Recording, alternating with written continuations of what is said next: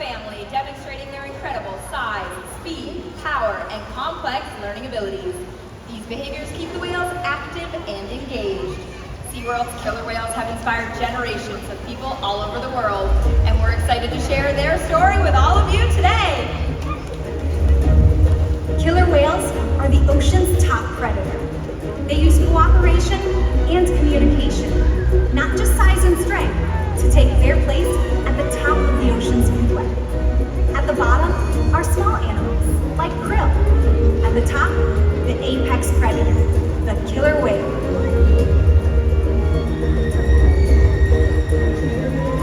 Killer whales are as big as a bus, faster than an Olympic swimmer, high-flying and powerful.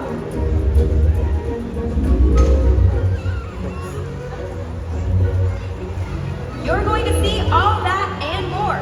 These behaviors contribute to an environment that's full of enrichment.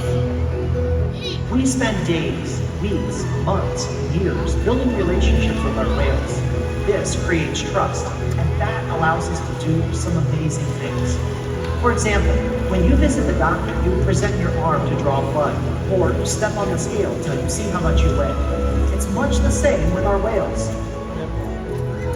Today, you'll see the whales moving together in unison. These synchronized behaviors not only strengthen their social bonds, but enable them to problem solve as a group. Working together as a team makes them the ocean's top predator. Scientifically known as Orcinus orca, or more commonly referred to as killer whales.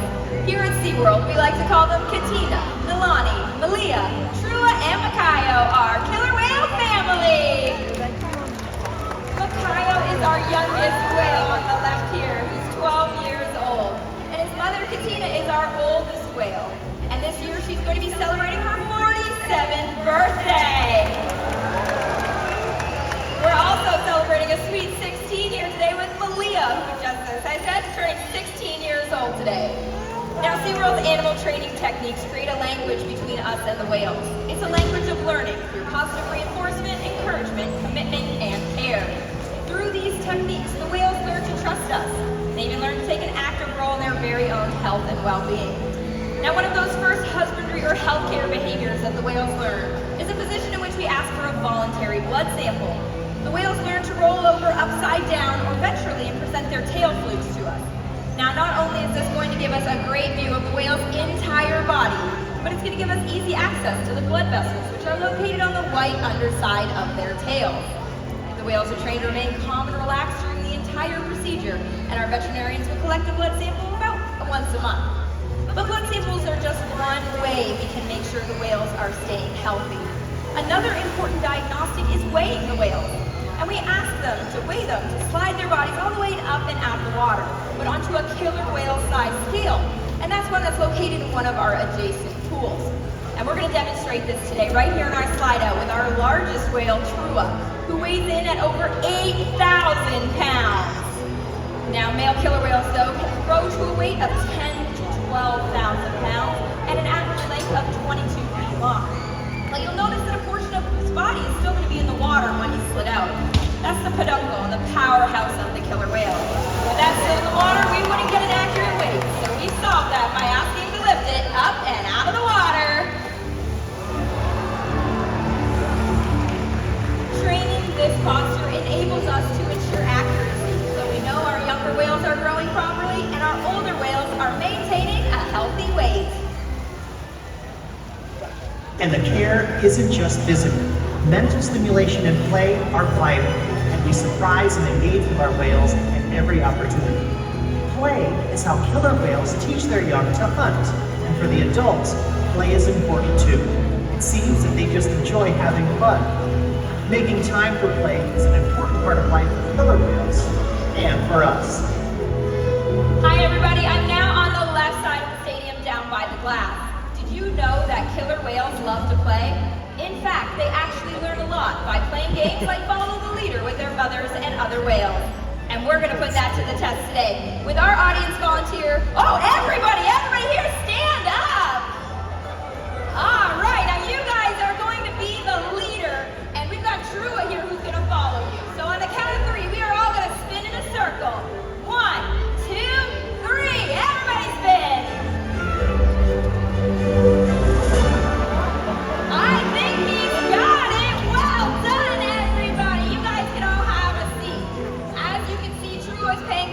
close attention. Killer whales are very curious and can often be seen spy hopping or even jumping completely out of the water. And we're going to demonstrate this today with a big jump called a bow that's going to be right in front of the stage. So when you see Trua, let's give him a really big cheer.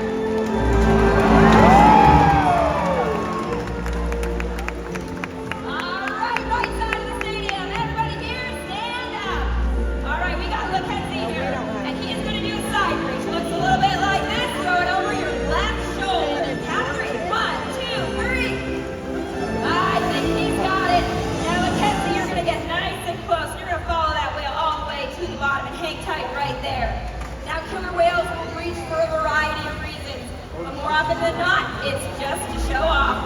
So here's Makaio.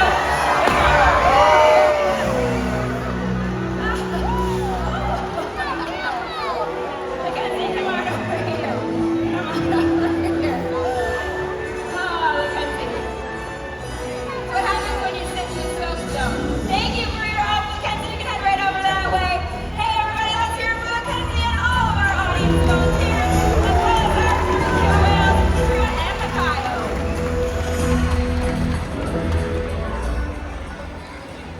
SeaWorld's research and observation of the killer whales and their care has shed light on the many mysteries of these amazing animals. For example, we've learned that a killer whale gestation period is at 17 months, and that's information we simply wouldn't be able to gain out in the ocean. Some information, though, can only be obtained through research, field research, and observation. And that's why SeaWorld works with its partners at the Norwegian Orca Survey and NOAA to help further our knowledge.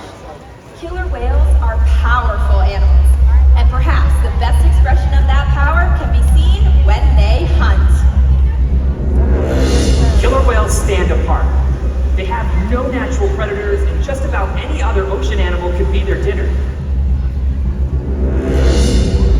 Depending on where they live and their chosen prey, they've developed some epic hunting techniques. Off the coast of South America, killer whales will beach themselves, riding in on waves just long enough to catch prey. They'll also create waves that knock animals like penguins or seals from ice cliffs. Most importantly, they cooperate, communicate, and coordinate as a team. Here's footage of killer whales corralling a school of herring. A whale dips in and feeds, while the other whales keep the fish together with swipes of their tail fins. So killer whales create waves to hunt, but they also stun their prey using their powerful tails. You're going to see a demonstration of this today. For our whales, it's just a fun activity session. But what it means for all of you is that it's time to get wet!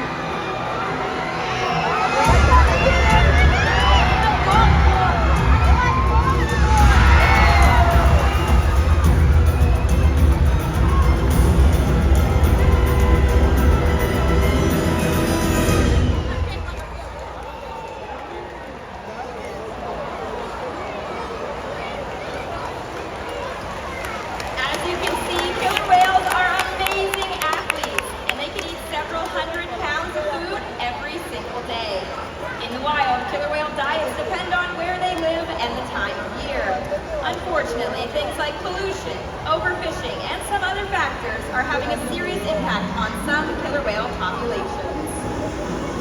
Killer whales are impressive animals, and it's pretty obvious why they're the top predator in the ocean. That means killer whales are invincible, right? Oh. Killer whales depend on a plentiful food source and a clean environment. They're completely dominant, yet completely dependent. When it comes down to it, killer whales are not the most powerful animal in the ocean.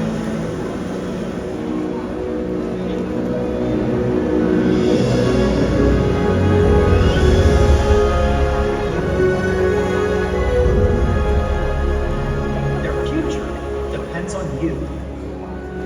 Through your actions. Through the choices we all make. We hold the future of killer whales and the oceans in our hands. Killer whales continue to surprise and amaze us. They're the perfect ambassador of the ocean, limitless, connected, powerful, but still vulnerable. The challenges that we face can seem insurmountable. Don't give up. Be inspired. We can make a difference. The ocean needs our help, and that seems overwhelming, but together we can make it happen. There's so much to learn. So much to protect. So much to explore.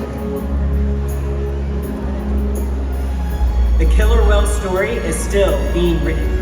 And there are simple things we all can do to make a difference. All it takes is one choice. One as enough. One ripple that can grow and grow. And change the world. Together, we've got this.